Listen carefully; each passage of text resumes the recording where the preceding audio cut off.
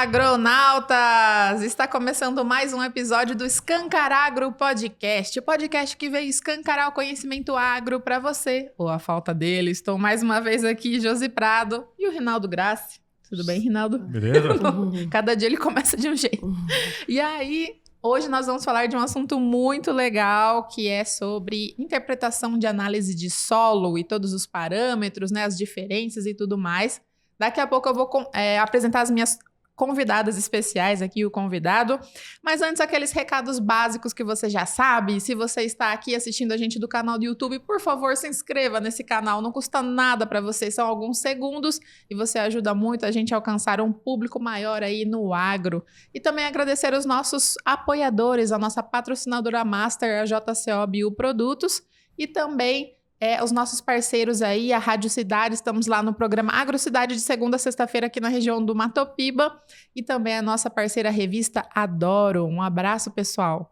Então, para conversar aqui sobre esse tema, né, interpretação de análise de solo e os parâmetros, temos aqui a Débora Pereira, que é gestora do Laboratório IBRA, aqui de Luiz Eduardo Magalhães, e a Miriam Bren, que é química, né, graduada em química, doutora na área de ciência do solo, que é responsável também pelo departamento de química do laboratório. Tudo bem, meninas? Tudo bem, boa tarde. Boa tarde. Daqui a pouco eu vou apresentar o nosso outro convidado aqui. E para começar, eu gostaria de que a Débora falasse um pouquinho para a gente, né, sobre o IBRA, que ele chegou recentemente aqui na cidade de Luiz Eduardo Magalhães, apesar de já prestar serviço aqui para a região, né? Contar um pouquinho para a gente sobre essa trajetória. Certo, boa tarde para todo mundo. Agradeço o convite. O IBRA ficou muito lisonjeado de vir falar um pouco sobre a história dele, está aqui contribuindo com o nosso município. O IBRA, ele já está no mercado há 43 anos. Ele nasceu ali em Sumaré, em Campinas, em São Paulo, e foi o primeiro laboratório, sim, posso falar, de agronegócio forte aqui no Brasil. A gente lidera hoje, já faz 20 anos, ali em análises de solo. Tem uma média ali de solo, a gente atende o Brasil inteiro, também atende a Argentina, Uruguai, várias regiões aqui do país, né, e fora do país também. E o IBRA, ele veio com o objetivo aqui para Luiz Eduardo para poder se aproximar mais dos nossos clientes, né? Chegou uma hora que ele não dava mais para crescer, a unidade dele é muito grande. Eu estive lá no ano passado junto com a Miriam. Chega um ponto que acaba você tendo que se aproximar em questão comercial também e logística ali dos clientes. Então, veio ali o anseio com essa proximidade, trouxe aqui para Luiz Eduardo, que hoje para o agronegócio é um estado que vem crescendo muito. Temos em Sorriso também, no Mato Grosso, tá? E o IBRA, ele tem um objetivo ali, a gente fala muito do agro sustentável, e hoje a gente se fala do agro sustentável. O que seria o agro sustentável, né? Enquanto a gente laboratório, é uma responsabilidade social também, eu acredito, que é ali o que os proprietários do IBRA ali têm um objetivo. E através de uma análise de solo, a gente consegue um agro mais sustentável ali. E traz uma rentabilidade também para o produtor, né? Então, em questão de tecnologia, o IBRA, ele tem a tecnologia própria, com muito estudo, são muitos parceiros. A gente é parceiro ali também de várias instituições. Prazo de cliente, prazo de laudo. Ele vem sempre desenvolvendo e sempre está ali em contato com o produtor para ele poder melhorar essa demanda. Então, seria isso. A Miriam hoje é a química do laboratório aqui da unidade. Ela vem contribuindo bastante aqui com o crescimento. O IBRA aqui em Luiz Eduardo, ele é a extensão do IBRA de Sumaré. São as mesmas máquinas, são as mesmas metodologias, é o mesmo objetivo. A gente costuma falar que o cliente ele não sente quando ele não está mais encaminhando para o IBRA lá de Sumaré. Tá? E hoje a gente trouxe o Darley, que ele é um parceiro nosso aqui. E ele pode vir aqui falar um pouco mais sobre fertilidade de solo com a Miriam, trazer uma discussão ali sobre extração, sobre resultado de laudos ali, uma parte mais técnica, tá bom? Darley, se você puder já vir. Maravilha. Muito obrigada, Débora, por essa introdução. Enquanto o Darley está ocupando aqui a cadeira, eu vou até falar um depoimento pessoal mesmo, assim, sabe? O Ibra... Pode trocar, pessoal.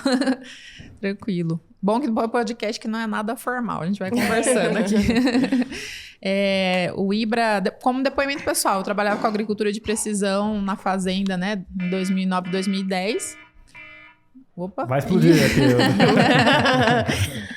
E o Ibra realmente foi um parceiraço na época, assim, foi o único laboratório que conseguiu atender a demanda enorme que a gente tinha ali de análises, né? Com qualidade, com rapidez. E aí a gente fez o teste, assim, em vários laboratórios e depois a gente ficou só com o Ibra porque realmente era muito superior, assim, a entrega dele, né? E aí a gente foi formando o histórico da fazenda todo com o Ibra. Então, é um grande orgulho, né, de ter esse tipo de empresa aqui na nossa região. E eu acho que também tem essa questão que, ao invés de a parceria que a gente fala, eu acho que é uma nomenclatura bastante aceitável, né? Porque não é uma prestação de serviço, é uma parceria mesmo, porque se torna uma extensão do teu negócio, né? A partir do momento que você confia nos resultados, né, que te responde realmente a questão aí das análises, porque a análise de solo é uma base, né, para o teu negócio. Sim. E como você colocou aí, se você trabalha com agricultura de precisão, você também tem uns terceiros que estão interessados nesse resultado, né? Isso aí, então, verdade. Parceria mesmo. Então, apresentando aqui também o nosso convidado, né, que é o Darley Nascimento. Ele é mestre em solos e nutrição de plantas pela Exalc, né, engenheiro agrônomo, técnico em agropecuária e sócio proprietário da Fertitec, com uma experiência na área de agronomia, com ênfase em ciência do solo e fisiologia vegetal, dedicado aos estudos de fertilidade física e manejo de solos e as relações do sistema solo-água, planta, atmosfera e nutrição e fisiologia de plantas. E aprovado Tudo no bem, doutorado. Darley? E aprovado no doutorado. Parabéns. Tudo bem com você? Tudo bem. Obrigado, Josi, pelo convite. Rinaldo, acertei? Isso. Acertou. A gente tem uma estatística aqui das pessoas que vêm e erram meu nome. O que mais é Ronaldo. Não, Ronaldo é o que mais tem. Eu confesso que eu pedi ele para anotar para mim ali, para eu poder ler. Não, ótimo. Tá vendo? Ó, preparado. Assim não vale. Isso não é estatística, então viu? eu vou considerar isso um dado NA na minha probabilidade. Sem casualização aí, viu, Darley?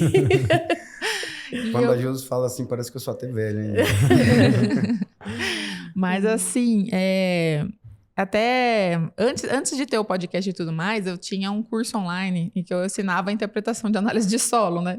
Como eu peguei essa experiência muito grande na fazenda, com esse banco enorme de análises, eu depois passei esse conhecimento para a frente. Até talvez tenha alguém assistindo aí que foi aluno do Manejo Descomplicado ou não, mas esse assunto era muito procurado, assim, os alunos tinham entre os vídeos, né, em que eu colocava uma explicação assim, mais teórica de tudo, e os que eu falava de parâmetro, de análise de solo, os dos parâmetros é disparado o mais assistido, né? O pessoal tá procurando muito por isso. Foi só esse curso que você fez ou você já fez algum de RH?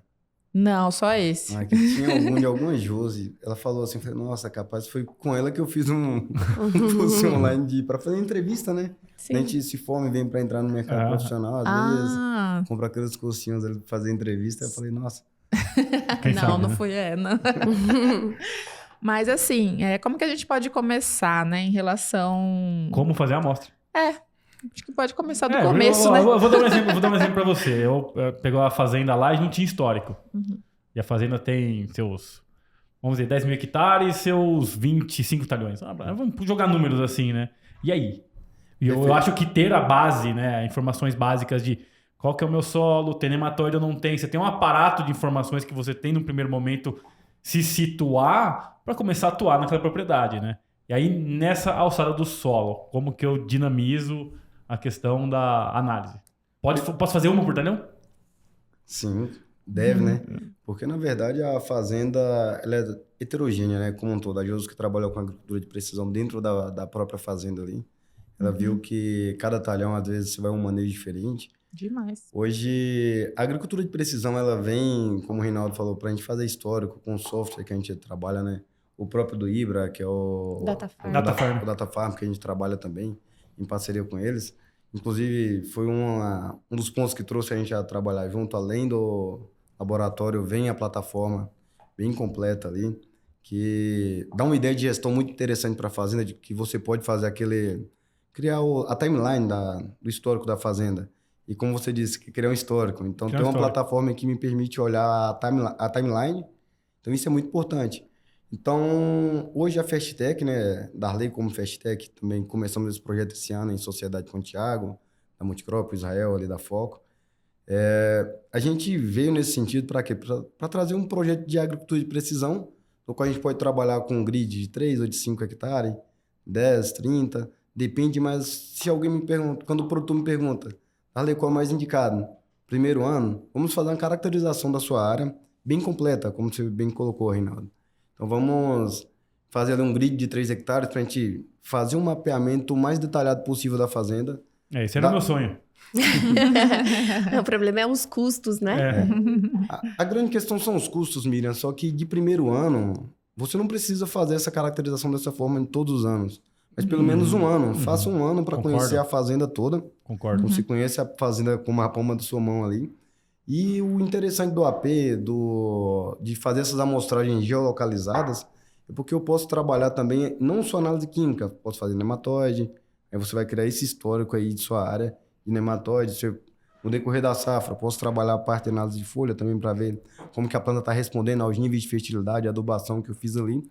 Mas de cara, eu diria assim, vamos fazer uma caracterização geral da sua área, primeiro ano. Daqueles anos para frente, quando você já tem ali, consegue talvez pegar mapas de produtividade, já tem seu mapa de fertilidade, tem um mapa de aplicação que você fez a recomendação ali, talvez você consiga, com um histórico de dados, criar zonas de manejo. E aí você começa a diminuir a quantidade de amostras. Então, Perfeito. Você faz um zoneamento onde você pega a variabilidade espacial de cada dado e zoneia aquilo e vai te deixar mais barato e torna mais eficiente seu manejo. Então, para fazer histórico, para mim é isso. Tem um processo. Tem um processo. Você acha que para chegar nesse nível da zona de manejo ali, você acha que quanto tempo que é esse processo? Quantas safras? Um range, né? Tipo, você não vai fazer com menos que isso, mas... Porque é importante isso aí. Porque a gente sabe, todos nós somos assim, a gente é muito imediatista, né? E aí é importante colocar essa visão de curto, médio, E longo prazo para o produtor, né? É um ponto interessante, viu, Rinaldo? Porque eu estava outro dia em uma reunião com um produtor, ele me perguntou, o que você me promete? Em quanto tempo? Eu falei, não te prometo nada. Prometo vir aqui toda semana. Eu prometo vir aqui e fazer a melhor amostragem possível, porque a amostragem é o sucesso da análise de solo lá do laboratório da Miriam. Ele vai começar pelo processo de amostragem, porque se a gente erra no processo de amostragem, a Miriam vai ler lá os parâmetros e vai dar confusão e ela vai ficar sem saber o que está acontecendo. Primeiro ela vai culpar que o laboratório, vai tentar extrapolar, né, Miriam? Assim... Você vai olhar o seu processo interno, A última coisa que eu vou fazer vai ser entrar em contato com o cliente, né? Quando eu esgotar todas as vias, aí eu vou contatar ele. Porque o trabalho do laboratório, a gente tem que pensar que a partir do momento que a gente tem uma relação mais próxima com o cliente, que você tem um histórico já, fica mais fácil de você visualizar o que pode ter acontecido, né? Mas se eu não tenho nenhum histórico, é um primeiro cliente, estou conhecendo ainda, eu tenho que trabalhar com o que de fato me é palpável dentro do laboratório, ou seja, as análises em si, né? Se ocorreu algum problema dentro do laboratório. A partir do momento que isso é descartado, eu vou entrar em contato com o cliente para ver o que poderia ter acontecido, né? Mas é algo que também é uma questão que a gente tem que ver, a questão de proximidade com o cliente, porque às vezes o cliente não quer saber. Né? O erro não foi dele, resolva, né? Na verdade, é porque é difícil você saber onde está o erro. Não, com certeza. Porque olha só, a gente tá falando do nosso caso ali. A gente foi lá e não tinha nada. Aí falou, vamos tirar a análise só dos talhões. Pelo menos uma. Sim. Aí você só tem uma. Aí, tipo assim, pode ter vindo... Vamos falar de fósforo resina. Ver um nível lá, veio 27 miligramas de decímetro cúbico de fósforo resina. Um número ok. Não, número ok. Ele tá dentro, entendeu? Tá Talvez se ele tivesse 190, eu ia falar, opa, aqui tá errado. Mas 27. Você concorda que tá? Sim. Você não vai... aí já entra uma questão... Não, é difícil, né? Porque a gente pegou uns talhões ali que a gente tinha uma análise de um ano que tava dando assim, 45. Aí esse ano deu 14. Falei, e aí? Onde tá o erro? É na amostragem? É no... aí também é a questão, eu acho que de você visualizar a questão de pesquisa também.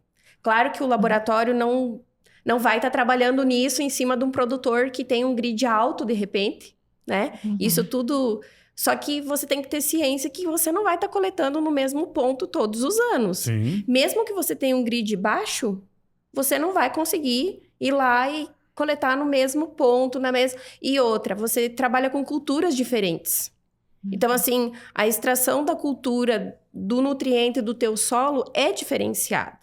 Então, tem que ter uma série de fatores, né? Se choveu, se não choveu, que tipo de adubação você fez, né? Então, assim, que tipo de fonte que você usou. Porque troca, né? Esse aqui não funcionou, eu vou trocar no próximo ano. Então, assim, tem uma série de fatores. E isso daí envolve muito a questão de pesquisa, né? Como eu trabalhei na área de pesquisa, às vezes, assim, chegam umas coisas que eu fico até assustada, sabe? Mas você tá ali para prestar serviço, né? Então, assim, que nem você colocou, eu, por mim, no mínimo 3 repetições, né? Entendi. Mas não é possível, né? Assim, em fazendas não é possível. Você trabalha com uma média, com, né? Com teores. Você tá minimizando, através da análise de solo, você minimiza, né? Tipo, desperdícios. Mas você fala eu pegar a amostra que eu tenho e fazer 3 análises dela? Não. Ah, tá. 3, entendi. Você tem que trabalhar campo, né? Ok. Tem que trabalhar campo. Laboratório, você você concordo. vai... Se for pra você fazer 3, que faça no espaço, né? E não na análise. Faz sentido. Isso, exatamente. Porque o foco é você tentar chegar o mais próximo da tua média. Né? Não é acertar. Não é ser exato, é ser preciso, né? Então, é algo que é difícil, né? Que você tem uma série de fatores que envolvem aí. Mas a missão do IBRA, né? É estar mais próximo, né? Ser sustentável, rentável e produtivo. E estar próximo do cliente. E se tiver dúvidas, nem a ideia da estrutura aqui em Luiz Eduardo é atender melhor também a região, né? A questão de logística também é bem complicada, né? E a gente faz de tudo, oferece tudo que o IBRA de São Paulo oferece, né? Em termos de tecnologia, em termos de instrumentalização, né? Em termos de profissionais também.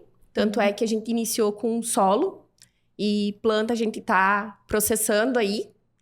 Então, a ideia é começar com o pé no chão e certinho, né? Porque assim você atende a qualidade, né? Porque acho que a gente tem que priorizar a qualidade. Com tanto certeza. em amostras como em prestação de serviço também, né?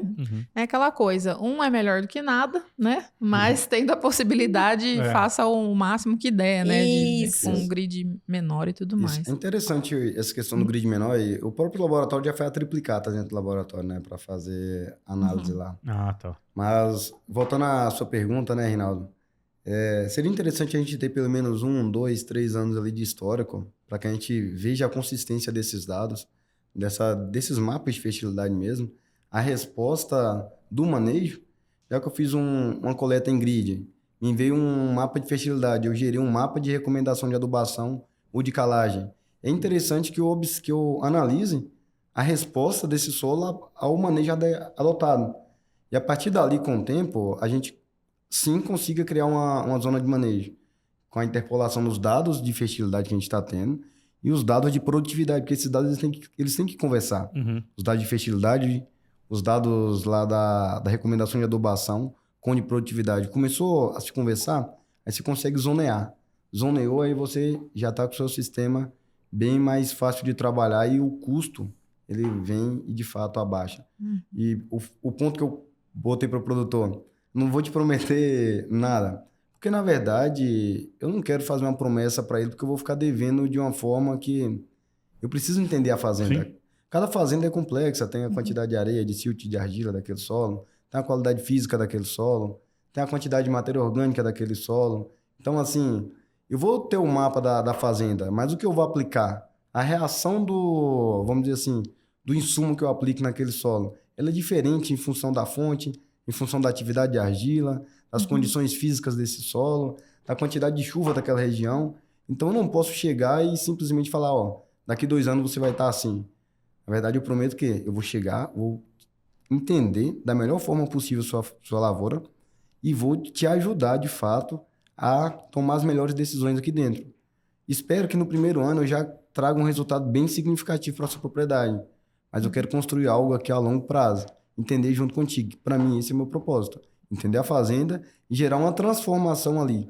Nada imediatista e nada de promessas de que depois eu vou ficar me cobrando por aquilo, né? E a gente que trabalha, quem vai para pesquisa, sabe que tudo é resultado, né? Sim. Então, a gente só tem que entender o porquê daquele resultado Sim. e redirecionar talvez uma rota ali para caminhar para aquilo que a gente realmente almeja.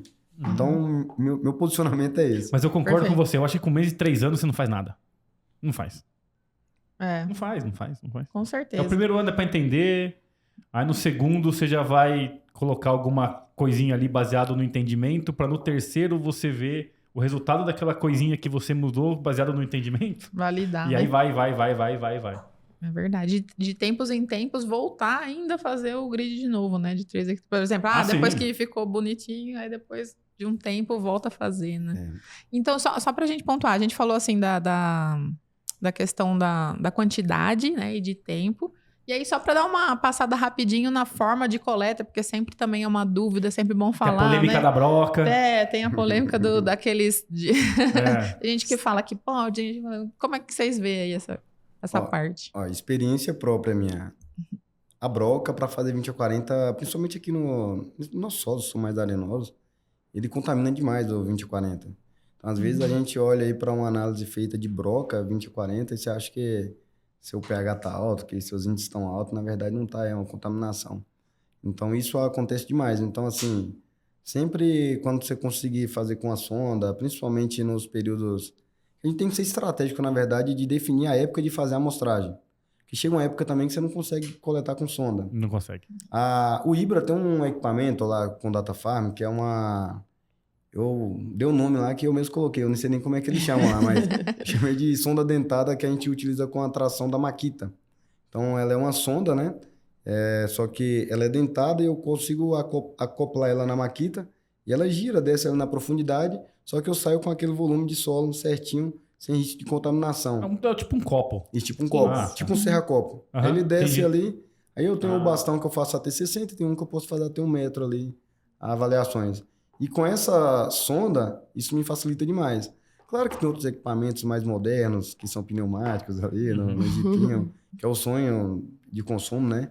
Só que, no entanto, às vezes ele não justifica você ter um investimento tão alto no equipamento, depende da demanda específica que você tem.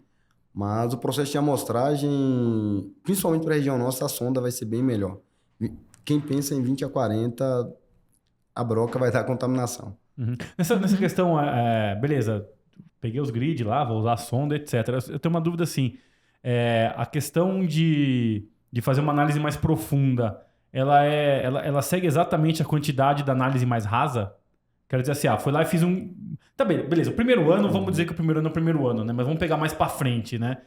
Eu fazer a quantidade de amostra que eu faço 0 a 20 é o mesmo que eu faço nos 20 a 40? Ou eu faço uma porcentagem disso? Entendi.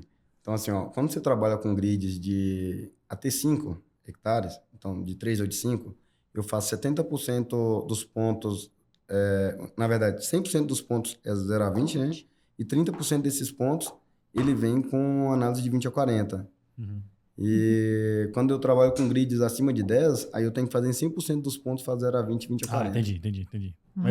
Eu tinha um número que era 20%, então não tá muito fora. Mas eu entendi que tem um corte do grid. Tipo, entendi. Tem. Uhum. Uhum. A prioridade é 0 a 20, né?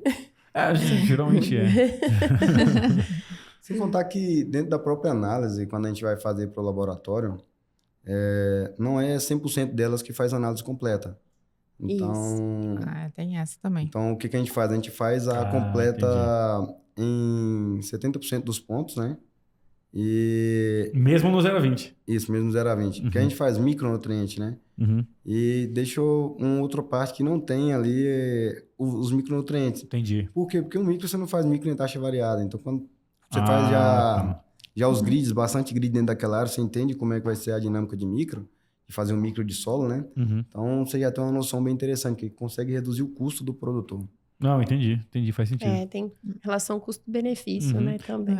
Textura basta eu fazer uma vez só? Ou eu tenho que repetir? Não, tem que repetir lá. Textura? É bom repetir. Olha aí, tem uma polêmica aqui. Mas eu acho que aí entra a questão de o que você fez no teu solo, né? Sim. Então, Porque, assim, ó, não vou dizer não. Não existe. vamos lá. Porque, na verdade, textura do solo, ela não muda com o tempo. Então, assim, caracterização física do solo, quando a gente vai lá para densidade, ela muda de um ano para o outro. Textura, não. Textura, o que muda a textura de solo é o intemperismo. Intemperismo químico, físico, biológico. Isso daí leva milhares, milhões de anos para acontecer. Então, a caracterização textural daquela área, ela não vai alterar de um ano para o outro, entendeu? Então, por isso que eu falo que fisicamente não é necessário fazer. Mas sempre que você pegar uma área que não tem caracterização textural, faça para tu entender a dinâmica daquilo lá, entendeu? Ah, não, sim. Tipo, não tenho, faz. Isso. Faço, caracterizo. E tem a questão do manejo também, né? Que influencia, querendo ou não. Eu já ouvi falar, por exemplo, se você uma área que você revolve muito, tem uma questão de Isso, mobilização da argila ali. inversão né? também, né? Dos...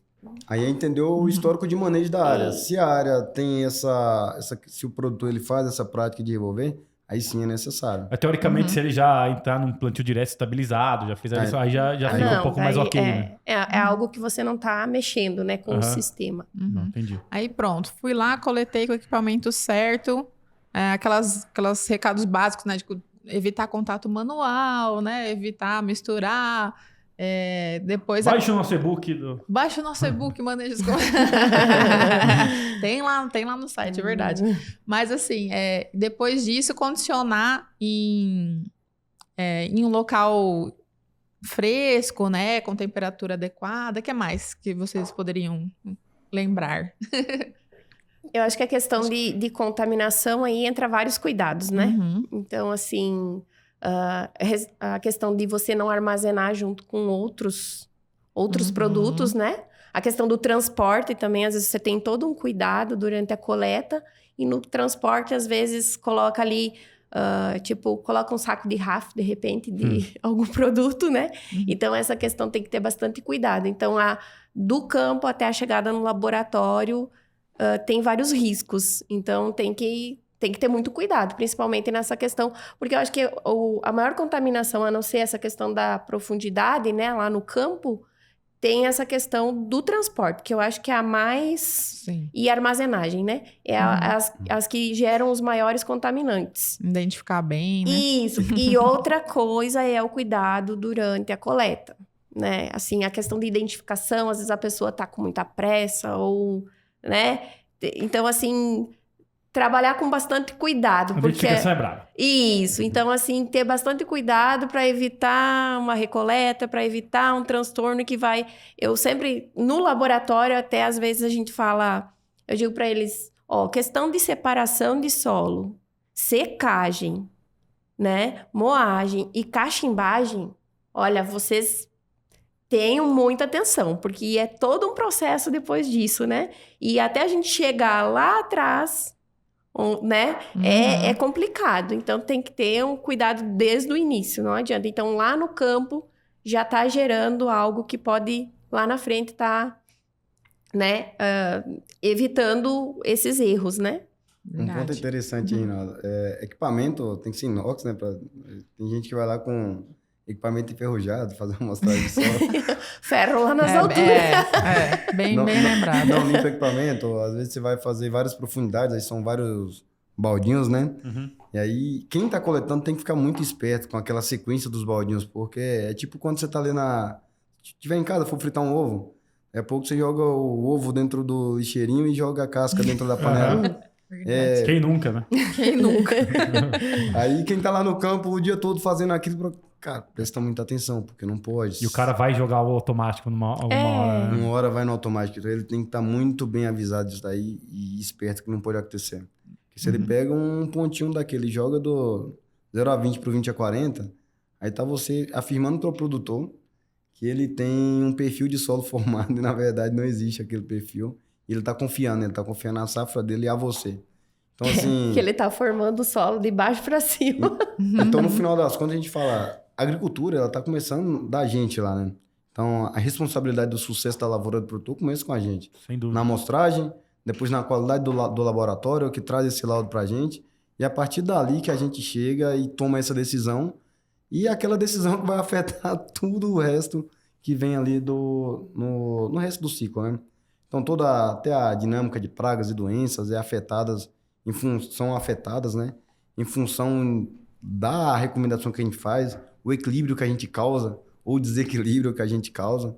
Então, a responsabilidade da gente é muito grande na agricultura, né? Então, por isso que a gente tem que ter uma responsabilidade muito grande, por mais que a gente fale, tipo, esse ponto que pode acontecer de erro. Então, quem está fazendo a amostragem tem que estar muito ciente disso. Tanto que eu falo até para o cliente que ele quer que a equipe dele colete, que eu faça a gestão de dados, que eu quero estar lá treinando a equipe dele e quero estar acompanhando esse processo de coleta. Por quê?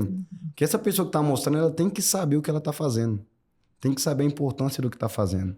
Sim. Assim como o operador de máquina que está lá para fazer a aplicação, ele não tem que ser um motorista, ele tem que ser uma pessoa que ele está sabendo qual é a operação que ele está fazendo. Porque, no final das contas, é daí que começa. Sim. Exatamente. Então, essa capacitação eu vejo tanto do time meu de coleta, quanto do time do produtor de coleta, o time de aplicação. Eu vejo que é uma responsabilidade minha, como prestador de serviço, chegar lá e fazer isso para o produtor. Porque o sucesso dele é meu sucesso também. Sim, você tem que estar inserido no processo, né? E aí, então, depois que a gente mandou para o laboratório, né? Tem todo... Aliás, quais os equipamentos hoje que tem, assim, para fazer análise? Né? Porque há um tempo atrás eu ouvia muito falar sobre aquela análise com luz, né? Ultravisível. Como é que tá isso? Tá já implementado? No IBRA nós já trabalhamos a parte de matéria orgânica, textura, nitrogênio e cor, né? No SPEC Solo, que é um equipamento que foi desenvolvido juntamente com a Embrapa. Então, a gente já trabalha com ele. E os demais são equipamentos... Nós trabalhamos com absorção, né? Com os colorímetros, espectrofotometria de cor, né? Então, assim, tem para todos os gostos. Porque, às vezes, a gente tem que oferecer também aquilo que o cliente pede, né? Mas o cara escolhe, tipo, eu quero que passe esse aparelho ou não? Não, mas assim, a metodologia, né? Então, assim, tem essa questão também. Por exemplo, a questão de textura, às vezes, tem pessoas que, de certa maneira, são mais resistentes. Mas isso, a partir do momento que você começa a oferecer os resultados, né? A comprovar isso, a pessoa fica mais ciente que realmente essa tecnologia é válida. Porque toda tecnologia tem que ser validada. Né? A gente tem que estar ciente que você tem que mostrar resultados, mostrar dados. E então, a gente está aí com inovação, com tecnologia, mas a gente também tem a oferecer aquilo que o cliente pede, de certa forma, né? Tanto é que a gente trabalha com a metodologia da Embrapa, né? Que é mais comum aqui para a região do Nordeste. Embrapa Cerrado, né? Que é da Embrapa, no caso, a metodologia da Embrapa geral, né? Que é a Embrapa 1997. E também a metodologia do IAC, que é ali da região de São Paulo e Sul. Mas isso fica a critério de cada cliente, né? Mas então, o que muda? É a questão dos solos e da recomendação, né? Eu falo assim, lá no teu processo lá, o que muda? Porque muda. Extrator. Muda o extrator, muda o né? extrator. Isso, muda os extratores. Que nem, por exemplo, o fósforo. A metodologia do IAC é o fósforo em resina. Tá? Que aí, já da Embrapa é o fósforo MELT1, que é extraído com MELT1. Né? Tem a questão dos micros também, que daí os micros do IAC é extraído com DTPA. E pela Embrapa é com MELT. Então, assim, mas é mais uma questão do que a pessoa quer, né? Que recomendação ela vai usar. Porque eu não posso fazer uma análise IAC e recomendar Embrapa. Sim. né? Fazer a recomendação da adubação Embrapa. Então, a gente tem que deixar o cliente bem à vontade. A gente tenta deixar ele bem à vontade quanto a isso. Né? Tem a questão do tipo de solo também, que interfere, né? De certa forma. Então, a gente está aberto aí as questões que chegam até nós, né? Mas deixa eu fazer uma pergunta, acho que é mais para você. Que seria assim, eu quero entender assim, onde que muda no lance da recomendação. Porque vamos dizer assim, vou dar um exemplo, né? Eu quero que o meu boro no solo esteja em 1. Vou dar um exemplo, né? E na análise lá veio 0,63, ou veio 0,78, ou veio 0,42. O que muda na recomendação se esse número veio da metodologia IAC ou veio da metodologia Embrapa? Pelo que eu estou entendendo, o que vai mudar é o número. Mas não o que vem depois disso. Não necessariamente. Não necessariamente. Porque... Mas assim, para eu pegar, vamos dizer assim, elevar o meu teor no solo de meio para 1, não é a mesma coisa, independente do... Entende o que eu quero dizer? Entendo. É porque, assim, eu entendi o que a Miriam falou, porque, assim, às vezes você tem, da Embrapa, você tem os parâmetros, né? É porque, assim, você tem um manual de recomendação. Só para Miriam entender, eu não estou classificando ele, tipo assim, eu tô pegando lá o nutriente e estou colocando ele lá naquelas categorias de muito baixo, médio, eu não tô fazendo isso, né? Eu tô querendo aplicar a correção, entendeu? A conta no final, ela é a mesma. Isso. Para chegar em 1, você vai fazer uma conta lá de centimol, né? Vamos dizer que é centimol. Para chegar em 1... no caso do boro é miligrama, no caso do boro é miligrama decímetro cúbico. Isso, é verdade, ela é em ppm. Quando a gente fala de macros lá, Aí cálcio seria centimol, exato. Seria centimol, isso. Mas assim, quando você vai lá para miligrama, você vai descobrir lá, Miriam, só para chegar em 1, quanto que eu precisaria aplicar. É o delta, a diferença, né? Que é isso daí, é só essa diferença. É porque quando ela falou, ela estava lembrando, ela estava mais voltada para essa questão da classificação. Entendi. Não, se na tá baixo, se tá médio, se tá alto, porque às vezes fala, se tá baixo, você aplica X. Entendi. Se tá alto, você aplica X menos 1. Mais ou menos nesse sentido. Não, entendi. Aí eu concordo total com você. Porque vai mudar o parâmetro porque, por exemplo, né, o fósforo Melish, ele tem um teor de alto, né? A partir de 40. Já o resina é 60. Então... Talvez eu teria que ter, na verdade, a base, né, do número que eu quero chegar pelo extrator. Tipo, quando é o extrator tal, eu quero que ele chegue a 1. Quando é o outro, eu quero que ele vá para 1.2. É exatamente dessa maneira, entendeu? Então, por isso que eu não posso pegar e fazer uma análise com um extrator e querer recomendar por outro manual, entendeu? Então, porque toda a pesquisa para formar aquela tabela de interpretação foi em cima daquele extrator, né? Então não tem como você utilizar outro. Tem publicações, né? Que comparam até esses métodos. Né? Tem já existe isso. Até a questão mesmo da própria extração. Quem extrai mais, quem extrai menos, quem simula a planta, quem simula a disponibilidade dentro do solo. Porque a gente sabe que, vamos citar o fósforo, por exemplo, né? Nós temos o fósforo da solução, o fósforo disponível, o fósforo absorvido, né? Então, tem uma série de fatores que influenciam aí no dado que eu quero, né? Até então, a gente quer o que está disponível para a planta, né? Mas, de repente, eu posso me preocupar em querer, se eu tenho um fósforo que está absorvido lá no meu solo, eu sei que ele está lá, através de uma análise específica, como é que eu faço para retirar ele de lá e disponibilizar ele para a planta sem aplicar, né? Porque às vezes você tem um solo que tem um teor alto, mas não está disponível para a planta. Não está prontamente disponível para a planta. O resina é o que mostra que está disponível, é isso? Isso, é o que simula mais a questão da planta. Mas também tem a questão do tipo de solo que envolve, né? Entendi. Quem que mostra o total? É o total. Isso, o total. Na verdade, a gente faz bastante. Tem o Melish 1, né, e Melish 3, que lá são ataques ácidos, né? Aí esses ataques ácidos, eles vão pegar tanto o fósforo que está disponível quanto o que não está indisponível. Tem outras... então o Melish tende a isso. Isso. Entendi. Ele tende a superestimar. Entendi. Né, tanto que eu, como padrão, quando eu utilizo o Melish 1, eu gosto de usar fósforo remanescente. Por que eu gosto de usar fósforo remanescente? Porque o fósforo remanescente eu insiro ele em uma equação de nível crítico de fósforo e acho ali qual é aquele nível crítico do solo, ou seja, qual é a fome daquele solo, entre aspas, né? Qual a fome dele para absorver fósforo. E aí você faz a diferença. E aí eu faço ali, se eu faço fósforo MLX1 dividido pelo nível crítico de fósforo, eu tenho um fósforo relativo. Para cultivo de soja, é necessário que eu tenha de 150% a 200% de fósforo relativo, para eu ter uma produtividade satisfatória. Quando a gente vai para algodão, a gente pode chegar até 250% de fósforo relativo. Então, levo para esse lado da referência. Então, quando eu fui para o IBRA, e lá tinha fósforo resina, aí eu falei, não, então se eu vou usar fósforo resina, não vou utilizar o fósforo MLX1, não vou utilizar o fósforo remanescente, só resina, porque ali é o que simula realmente o que está disponível. E para os meus solos aqui, ele se encaixa perfeitamente, né? Os nossos solos tropicais, com baixo CTC ali, o fósforo resina vai bem tranquilo. Então até então você estava usando remanescente. A partir do resina você passou então Isso. só... Eu utilizava fósforo MLX1 e fósforo remanescente. Tive acesso aqui a outro laboratório que me dava esse fósforo resina, deixei de lado o outro e comecei a utilizar só a resina. Que a gente faz até as classificações, né? Porque assim... Sim. Não, é mais fácil, né? De mais X rápido, a X tá baixo, tá médio, tá alto, só que é muito dinâmico aquilo ali no solo, porque tem que estar disponível. Porque não adianta eu ter níveis no solo. Se um dos fatores mesmo que influencia é o próprio pH do solo.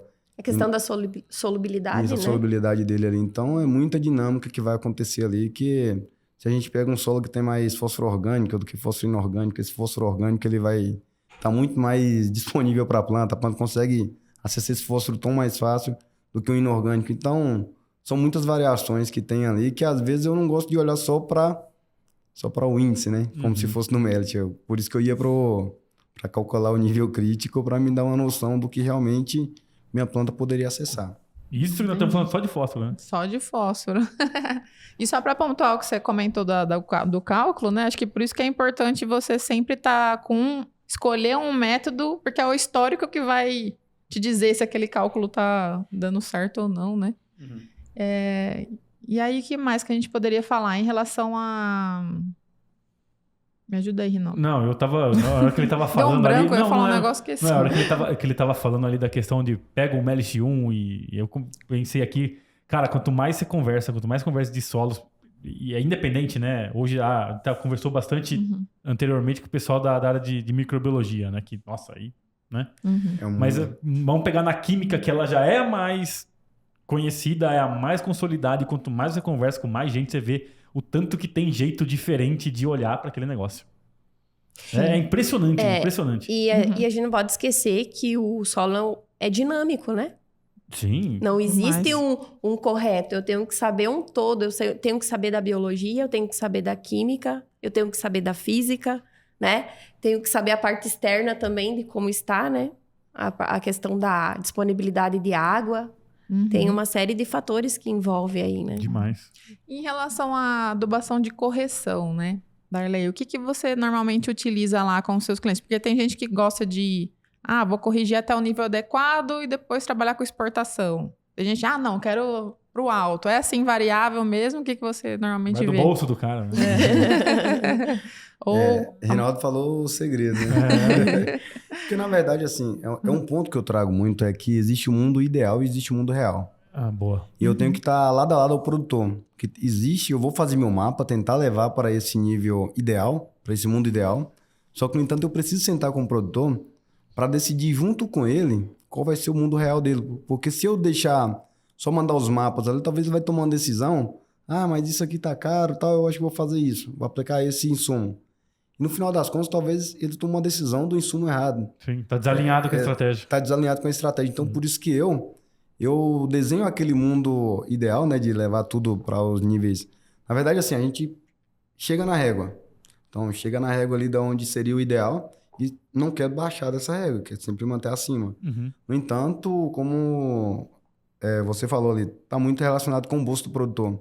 Então, minha função é, junto com ele, tomar a decisão de onde é que ele vai tirar talvez um recurso. Se ele precisar de tirar um recurso por não querer investir tanto ali.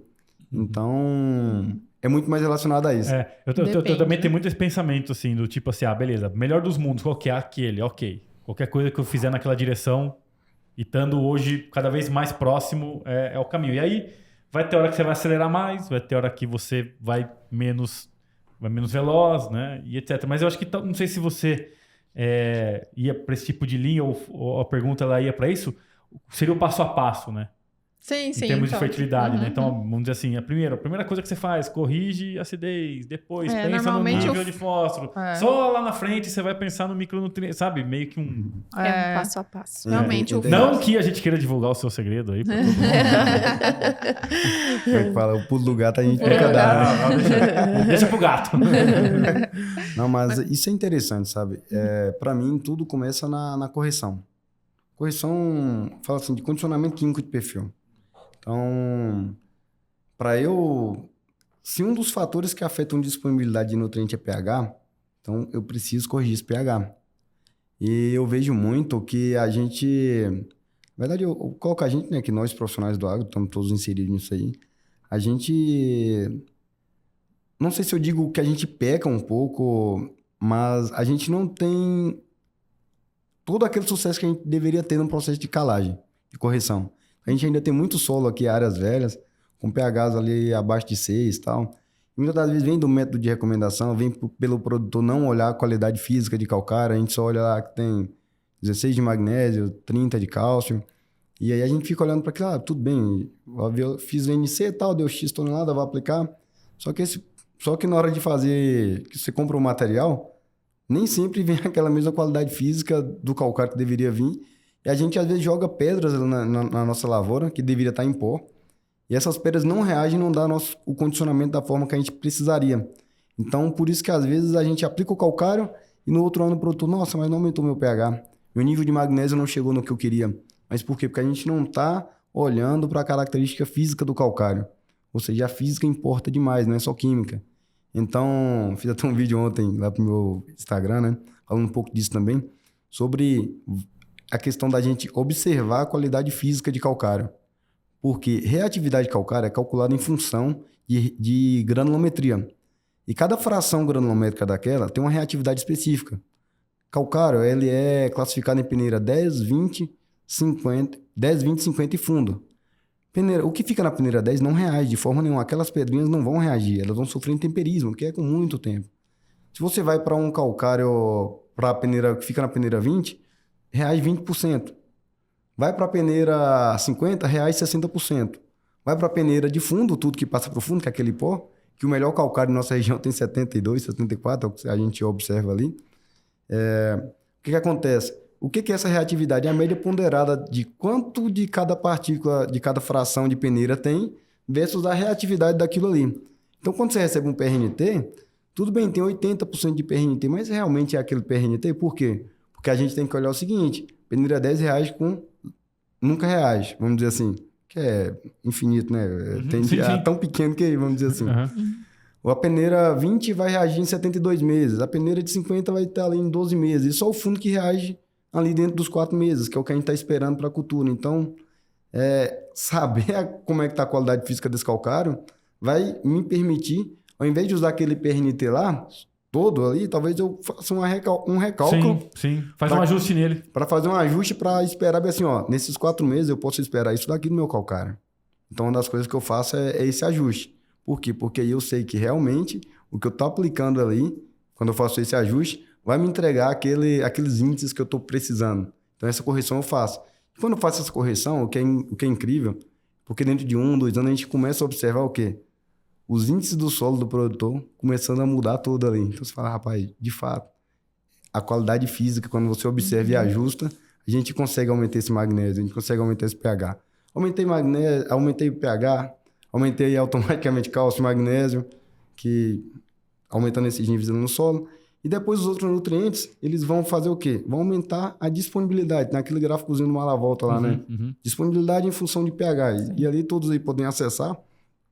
Vai ver que de acordo com a gente aumenta o pH, todos os nutrientes ficam mais disponíveis, ou seja, o aproveitamento do adubo ele é maior. Então, primeira coisa, dá um condicionamento químico.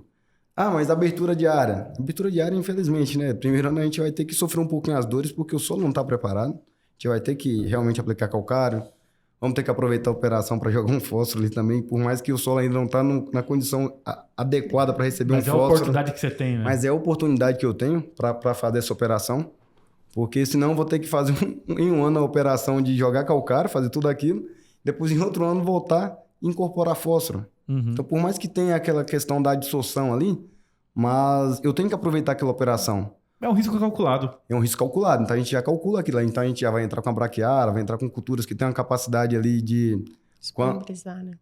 Isso, de solubilizar, como tem um sistema radicular bem, que povoa bem ali, que consegue chegar e acessar, e de acordo ela vai acessando esse fósforo, ela vai imobilizando em fósforo orgânico e vai reduzindo essa exposição, talvez, a uma dissolução. E aí, nos próximos anos, a gente vem fazendo outras práticas, é claro. Mas, para mim, a gente tem que dar condição de pH e de níveis de cálcio e magnésio para o solo, que é o que ainda está se picando um pouco nas áreas, né? E a gente está aí fazendo pesquisa. Meu mestrado eu trabalhei com calcário. Meu doutorado agora, que eu recebi a notícia hoje, né, da aprovação, mas o experimento já estava no campo, estava contando que eu ia ser aprovado. Aí, ó. Que eu estava ali pensando já em criar estratégias, né, estudando estratégias, inclusive, justamente, na verdade, de calcário. Ou seja, eu estou voltando para a idade da pedra de novo, que é estudar calcário. Mas porque eu vejo que o calcário, bem estudado ali, entender essas interações, entender... Na verdade, destrinchar a qualidade física de calcário, a relação da física de calcário com a física de solo, vai me dar uma possibilidade de fazer correção no solo como a gente não tem atingido. E principalmente quando a gente fala, como está tendo um evento aqui, o plantio direto, o Encontro Nacional de Plantio Direto, em sistemas de plantio direto. Quando a gente fala de correção em subsuperfície, a qualidade desse calcário vai influenciar diretamente na possibilidade de descida desse calcário. E a estrutura do solo vai influenciar demais nisso. E um sistema de plantio direto, como temos ali a produção de palha, automaticamente aquelas culturas utilizadas têm um sistema radicular que deixa os bioporos que permitem que isso desça. Porém, eu preciso ter física de solo, mas eu preciso ter tamanho de partículas pequenas, o suficiente, e que no processo de aplicação não vai embora naquela poeira, né? Sim. Quando o cara aplica no vento forte. Problema. Que ela fique dentro da minha área, para que quando chova ela desça junto com a água e consiga atingir umas condições, umas profundidades maiores. Então a dinâmica é bem complexo, né?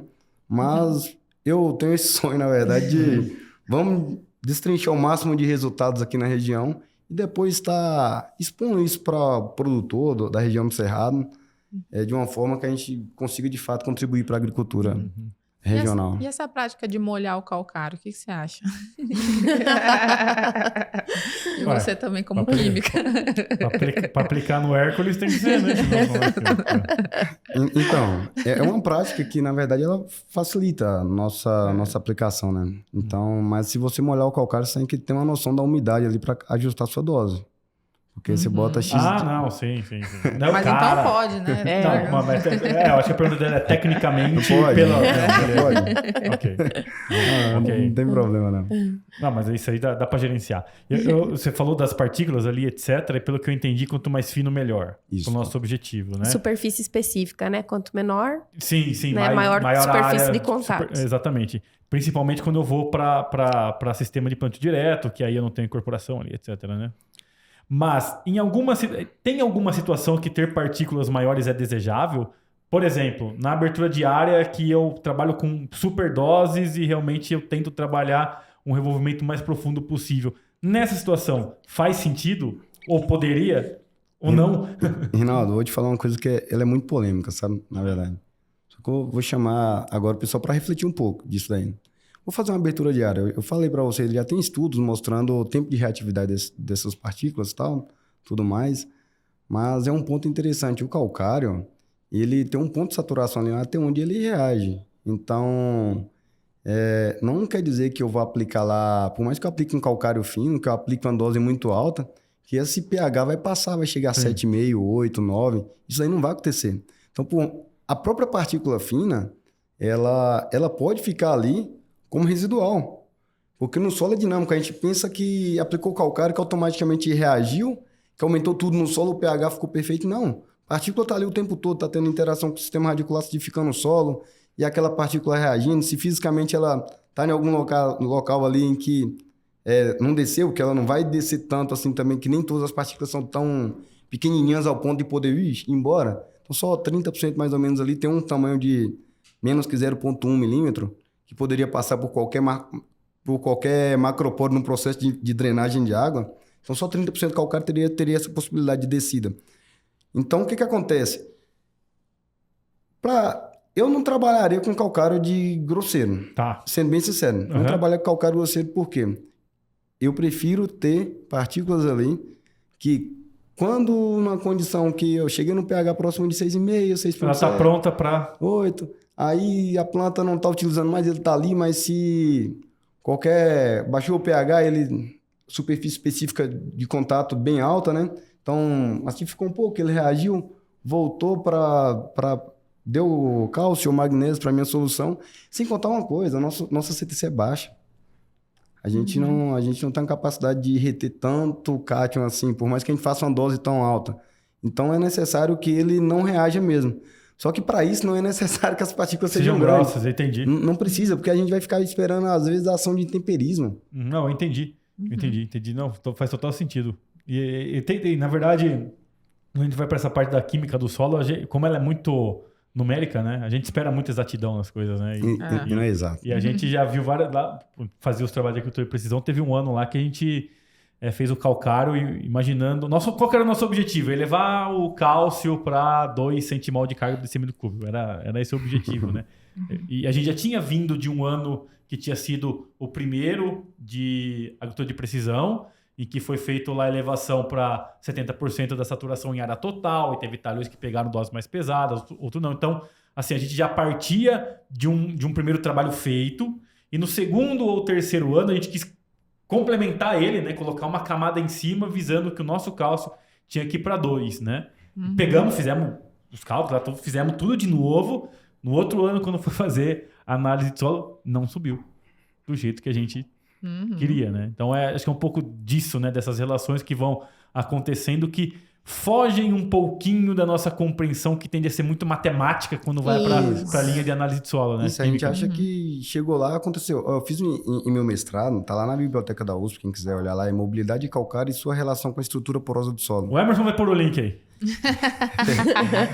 Então, assim, nesse estudo eu estava tentando, de fato, mostrar essa relação de partículas com estrutura porosa de solo. Só que um ponto interessante, eu fui lá e testei, Reinaldo. Não sei se você já viu algo desse tipo. Mas eu fiz 0, 3, 7, 12 e 20 toneladas de calcário em superfície. Apliquei em superfície. E fiz amostragens de 5 em 5 centímetros até 50 centímetros e de 10 em 10 de 50 até 1 metro. Fiz esse perfil. Isso em parceria com um produtor, que eu posso falar aqui, é o Marcelo, né? O Marcelo Capes ali. Eu fiz na fazenda dele meu experimento de mestrado aqui na Bahia, no Maranhão. Em um solo com 26% de argila e um solo com 56% de argila. Então, condições totalmente diferentes. Aplicações de doses de calcário 20 toneladas em superfície. Tipo, uma dose... Você pontuaria como o quê? 20 toneladas? Altíssima, né? Então, cavalar. Só que assim, cavalar. Por que eu apliquei isso daí? Porque assim, eu queria entender o que... Sim, você extrapolou, você foi pro... Como que a planta ia reagir em um meio daquele e também se esse pH iria estourar. E o que é interessante, em nenhum dos solos o pH estourou 7. Por mais que eu botei 20 toneladas em superfície e naquela estratificação de 5 centímetros ali, tudo isso aqui na Bahia com 4 repetições lá, com 3 repetições lá no Maranhão, isso um total de 525 amostras de solo, eu não encontrei essa estratificação química do perfil, por mais que eu fiz 20 toneladas de calcário em superfície. Agora um ponto, o pessoal me fala, Darley, então é 20 toneladas? Não é 20 toneladas. Não, eu não gosto de rotular as coisas. Eu não estou recomendando para ninguém 20 toneladas de calcário em superfície. Só estou dizendo que eu fiz para ver e não gerou estratificação química.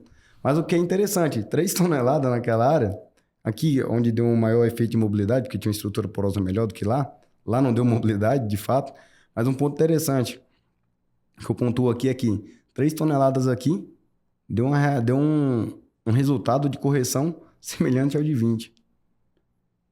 Sim. Deu mais do que o de 7 do que o de 12. E o que é isso? Isso é pesquisa. A pesquisa tem variação nisso daí. O que eu peguei disso daí? Realmente esse calcário ele está reagindo? Às vezes ele não está reagindo no solo. Às vezes eu fiz ali o de 12, um de 6 toneladas.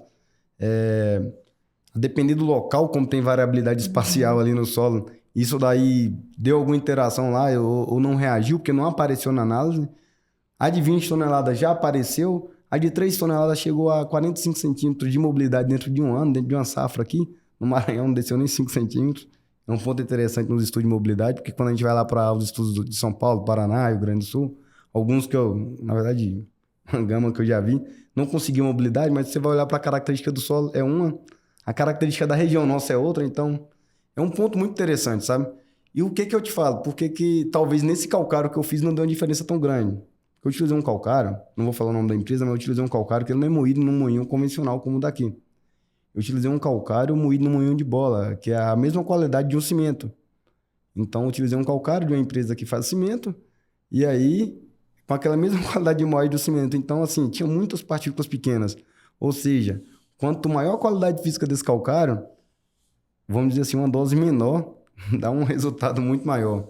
Então, não é sobre quantidades tão altas de calcário. Qualidade. É sobre né? qualidade. Então, tem uma agregação de valor aí e que vamos as dizer assim, empresas né, podem fazer. E quando a gente fala economicamente, né, falando, né, aquele, pelo menos na contabilidade, imaginando no financeiro, não é minha área, né, mas aquela linha de entrada daquele insumo ou de qualquer coisa, ela entra para aquele ano. Entra. Você não pega ela e, sei lá, divide em 5 porque você acha que o calcário vai agir lá na quinta safra. Você joga ali. Então é interessante realmente que naquela safra o cara já tem um retorno econômico para ele fechar o negócio bem, né? Pronto, Reinaldo. Então eu volto naquela pergunta que você me fez. E na abertura, eu faço um calcário mais grosseiro? Não, né? Não, eu tenho que fazer um calcário que vai me dar uma capacidade de muito reação pelo contrário. rápida. Muito pelo contrário, tem que ser fino. Tem que ser fino, que eu preciso condicionar o mais rápido possível. Para que aquele ambiente estava quase inóspito, né? Trabalhe naquela safra, né? Para aquela cultura que você está colocando, para que te dê um resultado naquela safra. E um outro ponto.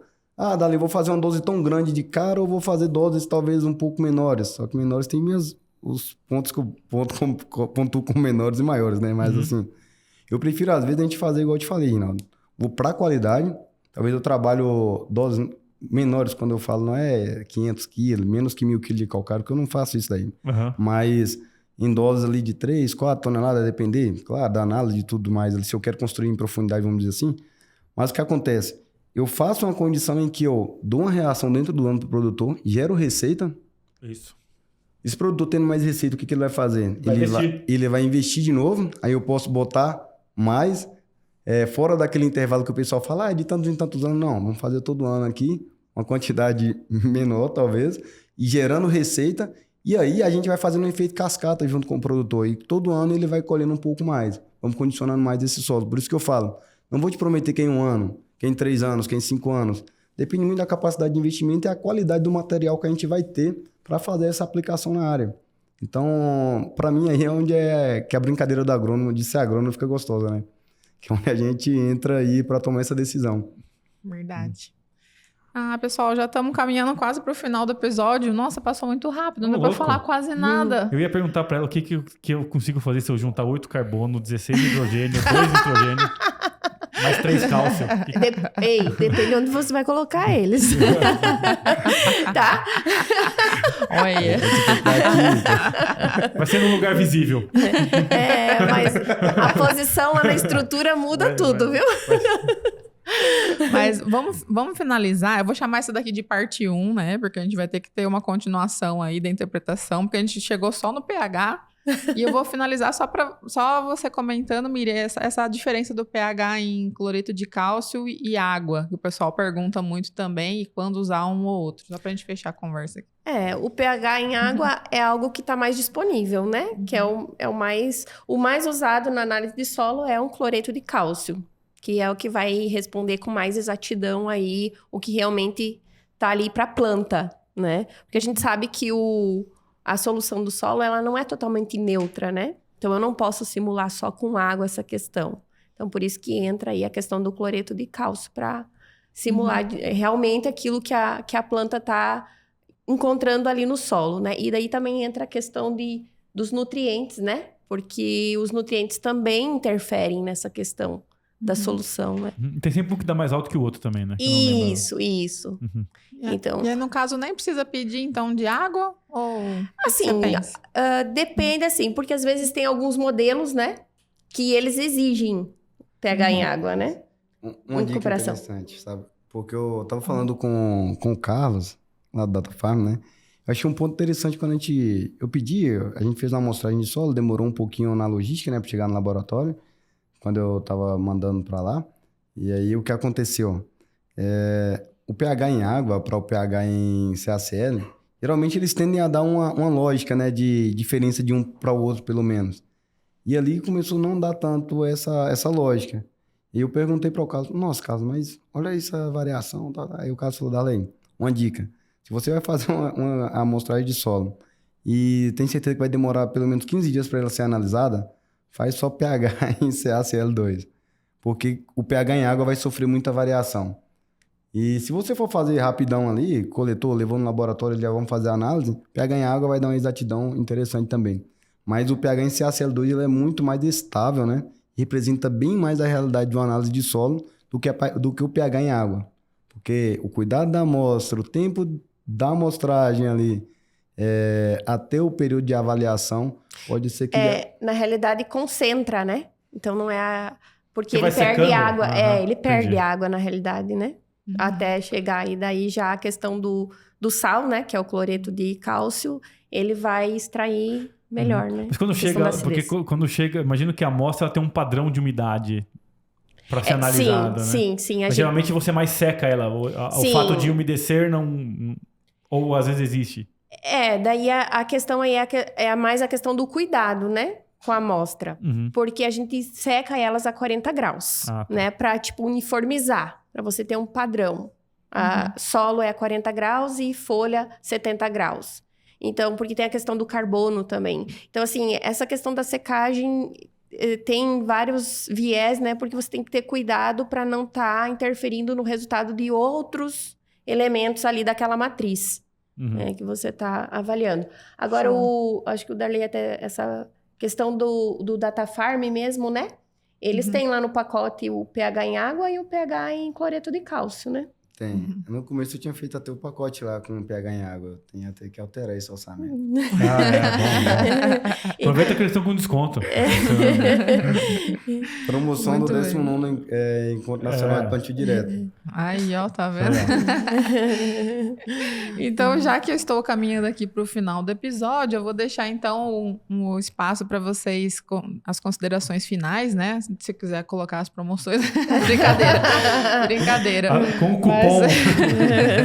Eu tô aceitando esse desconto aí. Eu deixo o espaço aí para vocês. Pode começar.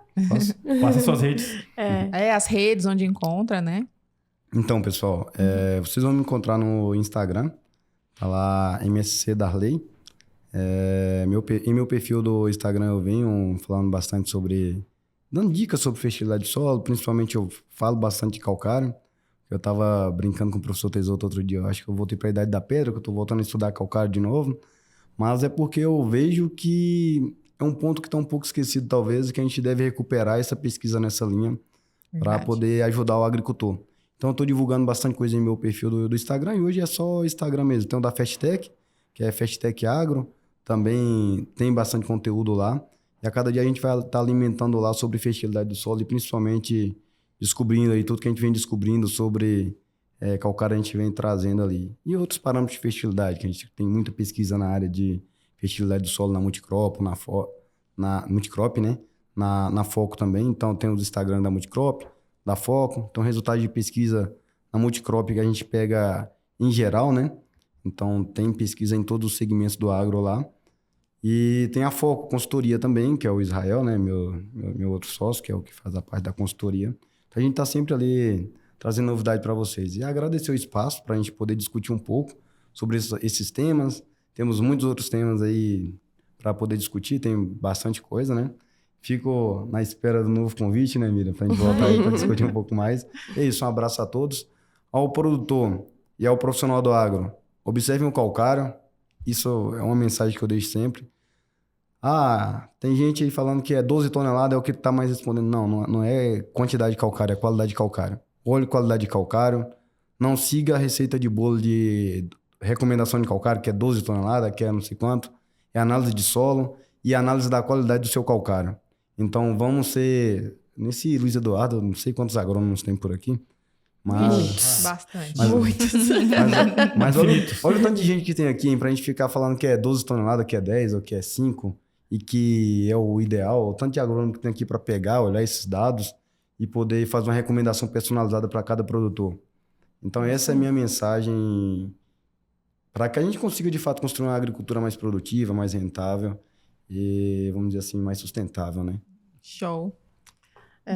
Então, fica o convite aqui, né, para produtor, para curiosos, né? Às vezes quer fazer uma análise lá da sua horta também dá, né? É importante. Isso. Então, nós estamos aqui, né, com o Ibra, aqui no Luiz Eduardo, ali na Avenida JK, 1435, né, perto da UPA. E para quem quiser procurar no site, também tem lá do Ibra Megalab no geral, né, no oficial.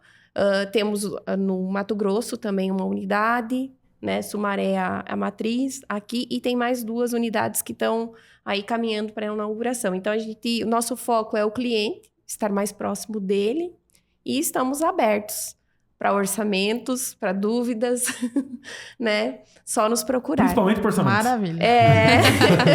E faz análise de calcário também. Faz. Olha, ó. Tá vendo? Ponto importante. E se a gente não souber quem faz, a gente vai atrás, a gente encaminha, estamos aí para prestar serviços. Maravilha. Muito obrigada a vocês dois. Fica o convite para voltar, né? A gente vai falar ainda do resto da análise de solo que ficou toda aí. E para você também que está ouvindo, né? Se ficou alguma dúvida, deixa aí nos comentários do vídeo ou mande lá para contato@agroinsight.com.br. Siga a gente também nas nossas redes sociais, @escancaragro e @agroinsight. Muito obrigada pela sua audiência e até o próximo episódio. Tchau.